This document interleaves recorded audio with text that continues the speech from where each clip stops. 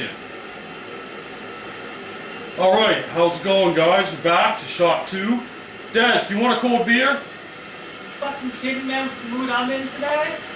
Don't want no beer, man. It make me all crazy. I'm just talking shit now, but you know how it gets. Yeah, I wouldn't want that for camera, but I'm gonna have a cold beer anyways. Alright, man. Alright, I'm on my way to the couch. God, it must be something I eat to take so long. Yeah, man, that was a long piss break. How's it going? Alright, where was he in your list? Going on number 6. Okay, read number 6 anyways. Alright then. Number 6 on my list was based on a novel by H.P. Lovecraft. It's called A Reanimator. It's about a college student named Herbert West who drags in another student with him because he figures out a way to bring back the dead. Really screws up both their lives. And also led to 2 shitty sequels. It was directed by Brian Yuzo, what's his name? I think it was Brian Yuzo, wasn't it? And Stuart Gordon was the star of it. Stuart Gordon? Stuart Gordon played He's the Herbert director, West. Stuart Gordon. Oh, okay. I have the special edition of Reanimator, and when it comes with this marker pen, in which I am sitting on your jacket, Des. Don't sell my fucking clothes. Jesus. Continue.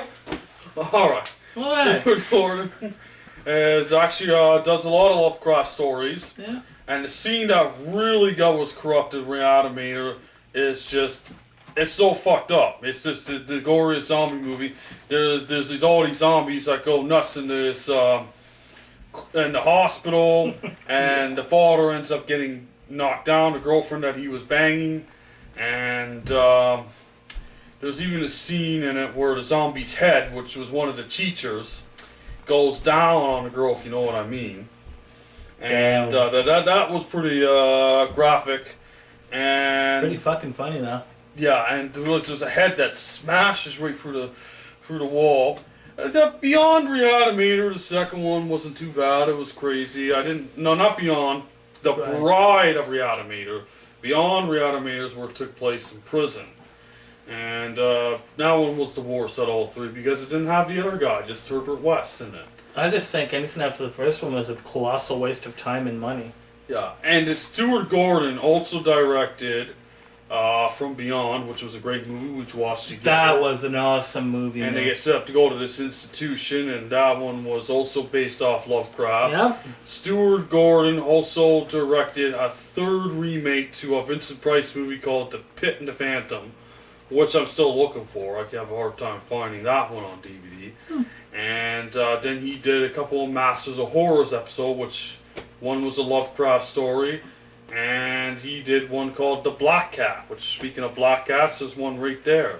Didn't he do the one Jennifer? That was Dario Argento. Another classic director. Anyways, read the rest number of your 7. list. Nightmare on Elm Street 3, Dream Warrior. See? Freddy rocks, man.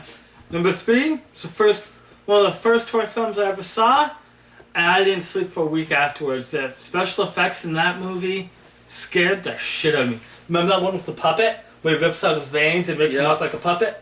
Still scares the crap out of me to this day. That was actually the first one I saw of this series, too. Freaking on awesome. Elm Street. And I had to call on the babysitter to rent the Nightmare on Elm Street movies for me. And I had to also call on them to rent the Friday 13th ones, because my parents wouldn't let me watch them because they thought the Friday the 13th was too much sex and violence, so they were worried I was going to look at girls the same way. And so I called the babysitter without them knowing, and I got away with it. But I was never scared of them like I was with the others. I was more entertained and mind corrupted at the time. As long as I've known you, you've had a corrupt mind, man. Oh, got a visitor. Hey, bud. But, no, when I was young, the corner store would rent me the R-rated film, so I didn't even need to con anybody. Just walk up, put it on the table, and they'd rent it out to me, man. God miss those old days when shopkeepers didn't care what they rent kids. Yeah. You know. Hey. Anyways, number 8. No, wait. We're not done the discussion of Nightmare Well, I on Elm thought we were Street. done. You weren't talking. Sorry, that cat distracted me. Sorry, folks. Distracted by pussy, huh? I hope you didn't answer that. Nightmare on Elm Street 3 Dream Warriors. That one had great effects for a sequel. Yeah. I'm going to talk to you are you going to see the Nightmare on Elm Street remake when it comes out to DVD and Blu-ray this summer? No fucking way. Did not have Robert Englund in it. He did all 8 plus TV show. How can you have Freddy without Robert Englund? Seriously. It's like, I don't know what it's like, so it ain't gonna happen. That's a big piece of shit. And plus I heard it got terrible reviews. It's not even worth seeing. Well, it's by Michael Bay. He took over. I told ya. Michael Bay ruins movies. And the beginning was okay, but the beginning was not okay, I meant to say. The beginning is really crappy. It could have been a lot better. There was some good scenes in it, but it's like you said, Des, it's not the same without Robert Englund, even though it had the actor from Watchmen I like in it. Wow. But he did not top as a good Freddy as I had hoped he'd be. And it wasn't the same without Robert Englund. It No. just, so I don't know. I give it 1 thumb up, 1 thumb down. See, we even got the room work here. If you pass that one up for a minute, Brad. Oh, yes, I wanted to, Thanks, bud. Freddy versus Freddy. See? Good Freddy, bad Freddy. Yes. Good Freddy. What the? Even Robert Englund said that it was time for him to be replaced. Fine, it may have been time for him to be replaced. There was even a tattoo on him. But why replace him? Why not? Why remake it? Yeah, see, Freddy versus Freddy. Robert Englund saying that the other guy's better than him. What? He says he's getting too old, and this guy was the perfect replacement. Yeah, there's a review on Remorgue magazine. Wow. And he says it's time for him to move on. So you won't be seeing any more Freddy with Robert Englund apparently anymore. That's Maybe other cool. horror movies. That's cool. He wants to step away from it. That's his decision. Doesn't mean it's going to be any good. Yeah. Okay. Alright, go on, Des. Read the next one on your list. Thank you. Number 8 on my list. Hills Have Eyes, 1977? 1977. It frickin' rocked. It was so gory, so over the top. I'm surprised that it got the X rating that it got. That's where, yes, it did get an X rating because they thought it was too disturbing. And before that, he did an original film, The Last House on the Left. Yeah. And, I'm surprised he's able to direct after that one. yeah. And The Hills Have Eyes remake was pretty good. That was pretty mind-corrupting. Did you like the remakes, Des? First one was okay. I enjoyed the first one. There's no way in hell I'd see the second one because the trailers look like shit. You got this bunch of hillbillies that look nothing like the original ones. I mean, how can you top Pluto from the 1977 original? That guy was born to play a hillbilly redneck freak. Yeah, that was still good though. It was still changed, and anyways, we'll move on to the conversation of the Hills Have Eyes. Move on, Des. Number 9 from 1985, Return of the Living Dead Part 1. But it starts off with these two real stupid people in a military warehouse. They open up this vat of gas that turns people into zombies. Ends up in a cemetery where all these punk rock wannabe pussy jackoffs, whatever you want to call them, are in a cemetery getting drunk and having sex. Of course, where are you going to go to have sex? Such a cemetery, right? I mean, come on. And eventually they all get turned into zombies. Really cool scene where this naked chick with pink hair gets eaten by like 10, 20 zombies all at once. Actually, no, she didn't get eaten. She ate. And they don't eat them. They only eat the brain. She got her brains eaten in that one, remember? When they all ran away and she tripped and then the zombies got up on her? Yeah, but she also showed up naked. Yeah, she shows up naked later as a zombie too, yes. But who wants to look at a naked zombie? Okay, well, but you said she got eaten up like... She got eaten and then became a freaking zombie. Yeah, alright. Just settle down. Anyways, yes. I have that one night over the Return of the Living Dead, that one at home somewhere, and Return of the Living Dead Part 2, and Return of the Living Dead Part 3. Which had a hot actress in it.